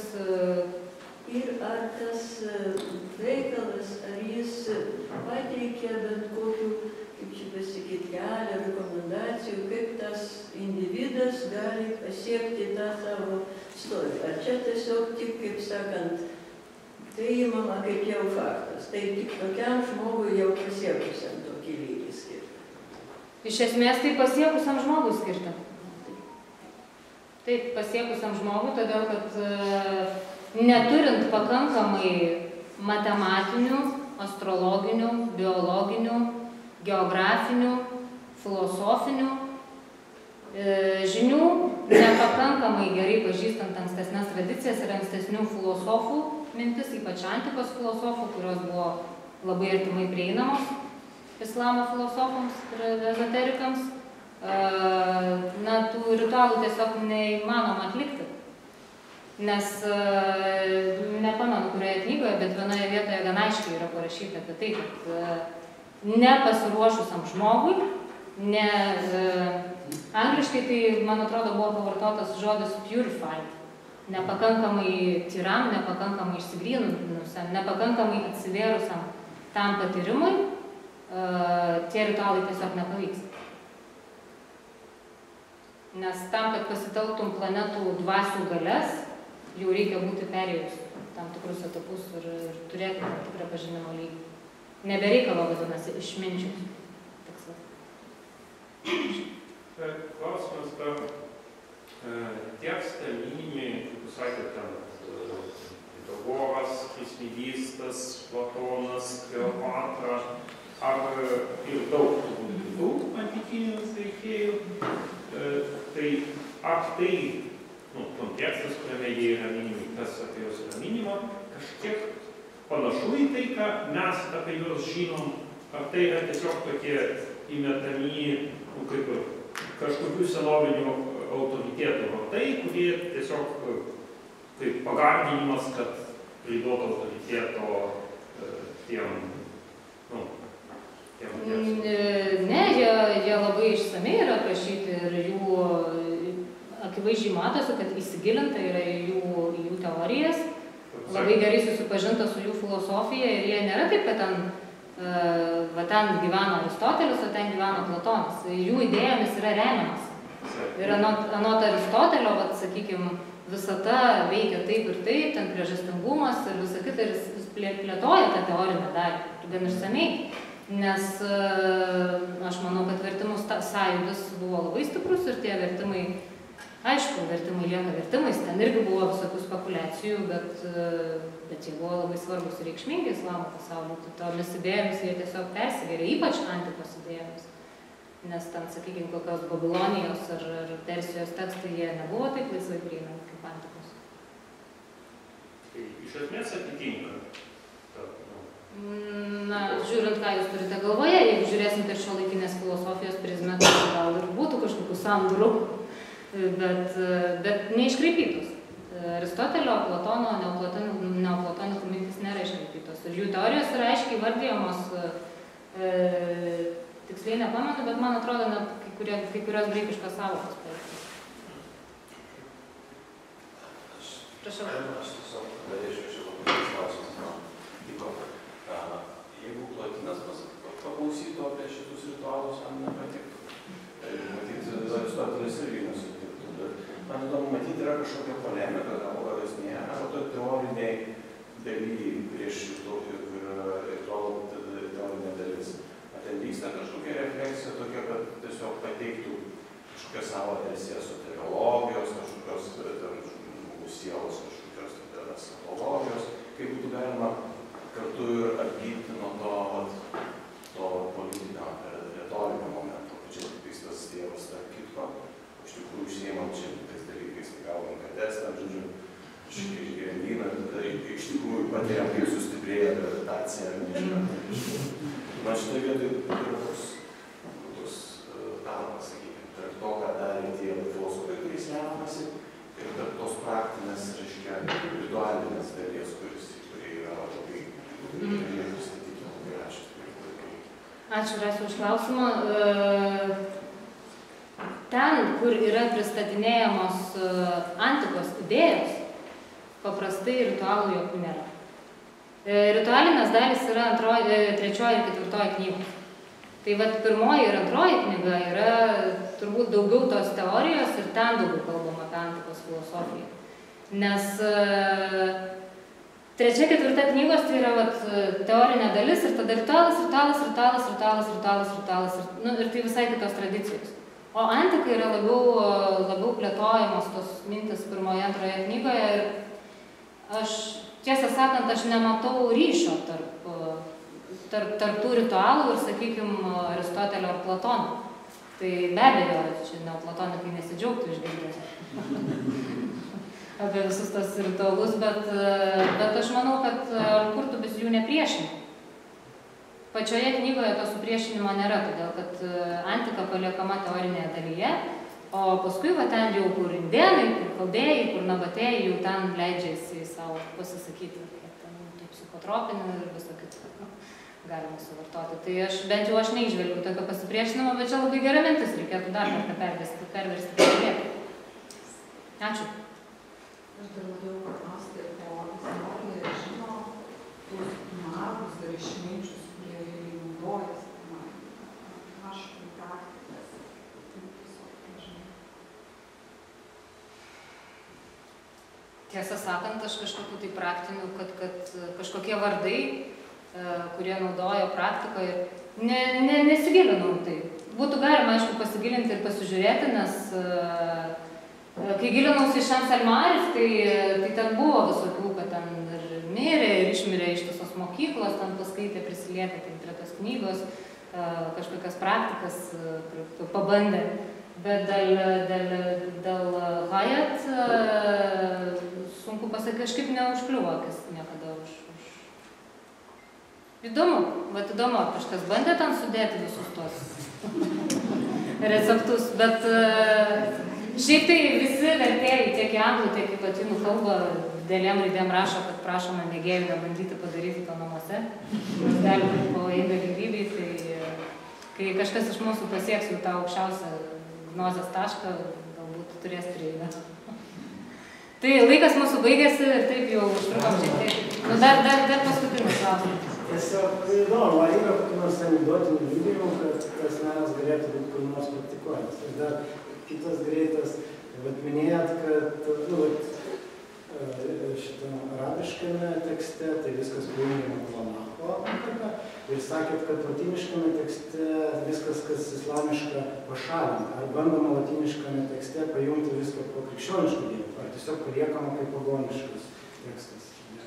Ne jokių būdų tekstas nepaliekamas pagoniškas, tiesiog dievas, bet žodis krikščionybė tai tikrai nedominuoja tekste. Dievas, tiesiog dievas be jokių... Bet pagal krikščionišką supratimą dievas, Na, pavyzdžiui, kai yra arabiška frazė, kurią aš jau minėjau, Bismillah, Rahman, Rahim. Tai vardant Dievo, gailestingam, čia Koranas prasideda ta fraze. Kiekviena sūra iš esmės prasideda ta fraze. Tai latiniškam tekste yra, kaip rasiu teisingai, nominė Dei. Nu, žodžiu, vardant Dievo, būtų vardant Dievo, arba Dievo vardu. Tai visur šitos tokios islamiškos frazės, kurios yra labai nusistovėjusios ir net ir dabar vartojamos, alhamdulillah, ir tas pats basmala, ta vadinama, jų nėra, jos neegzistuoja. Tiesiog yra visur Dievas, Dievas yra visagalis, Dievas yra visako sutvėrėjas, bet ne Alachas. Paliko kas tiko. Paliko kas tiko. Ir dar pridėjo, ko norėjo. Tai va. Ar praktikuojama? Aš net nebejoju, kad praktikuojama. Aš kažkaip tai šiandieninės recepcijos nelabai pasižiūrėjau, Bajatul Hakim, bet žiūrėjau Šah Salmaną. Ir kadangi tie veikalai yra labai panašus, tiesa, jos skiria 3 amžiai, bent jau. Tai žinau, kad, pavyzdžiui, Šah Salman ritualus išbando ir visokie šiuolaikiniai mokiniai, studentai. Ir arabiškoje žiniasklaidoje vis pasirodo karts nuo karto koks nors straipsnis, kad ten koks nors šiuolaikinis, pavyzdžiui, astrologas bandė tos ritualus visai ten taikyti, žodžiu, užbūrė, jį ten pasikvietė kažkokią filmavimo grupę, jisai ten bandė tos burtus visokius daryti ir galų galiausiai praėjo ten savaitę po filmavimo ir jį rado sudraskytą į skutelius, greičiausiai kažkoks demonas prasisuko ir rimtų veidų, tai yra pasakojama kažkokiose ten, tai yra naujienos. Arba kad kažkokios merginos bendrabutyje užsidariusios bandė irgi tos ritualus daryti, tai užsidegė visas bendrabutis, žodžiu, ten vos išsigelbėjo, kas išsigelbėjo, bet baimės didelės akys. Ir aš nežinau, kiek yra tame tiesos, bet karts nuo karto tokie gandai pasklinda ir, sunku pasakyti. Mes visi turbūt paauglystėj bandam suaugti terapiją kažkaip ir žiūrėti, kokie ten šešėliai voniojant sienų išlys. O kaip tai paveikia žmogus psichiką, labai sunku pasakyti. Yra pasakoma apie tai, kaip kažkoks vyras išbandė kažkokius ritualus ir išmirė visą šeimą.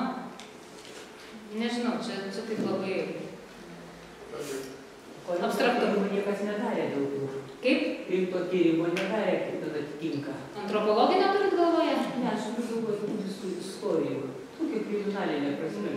Ne, neteko. Aš tik tai esu mačius, kad Al-Azharas yra viena svarbiausių religinių instancijų islamo pasaulyje. Tai Kairo centre esantis universitetas ir tuo pačiu islamiškasis centras, tai aš esu mačius labai daug kreipimusi į šeikus, prašant paaiškinti, arba tokias knygas galima išvis skaityti, ar jas galima turėti, ar jas galima liesti, tai suma sumarum net kompiuteryje, gink dieve, jokios versijos geriau neparsisiųsti, nes jau ten velniai nežino, kas ištiks. Kas sėkmingai ritualino, jų laikraščius nepateko. Bet tai akstinas mano tolimesniems tyrinėjimams. Labai ačiū visiems, kad atėjote ir dar nepabėgite, dar noriu žinutę perduoti nuo mūsų bendrą nuo mūsų Lietuvos ezoterizmo studijų grupės. Kaip žinia, mes šios pristatymus darome kas 2 savaitės. Tai kviečiame visus gegužės 9 dieną, 18 valandą, pasiklausyti Vilniaus universiteto docentės Aušrelės Pažeraitės paskaitos apie Zoharą. Tai yra žydų mistinė knyga ir pati Aušrelė man čia greitai atsiuntė, taip poetiškai surašė, kad net man labai maga ateiti. Žydų mistikų kūrybinės vaizduotės deimantas, kuris tapo vienu iš reikšmingiausių įkvėpimo šaltinių ne tik renesanso ir naujų laikų kabalistinėms mokykloms, bet per jas ir vakarų ezoterizmui. Tyrinėtojų šiandien plačiai vadinamas viduramžių žydų mistinių dramatiškų kūrinių. Tai šį dramatišką renginį jūs kviečiame gegužės 9 dieną. Ačiū visiems, kad atėjote.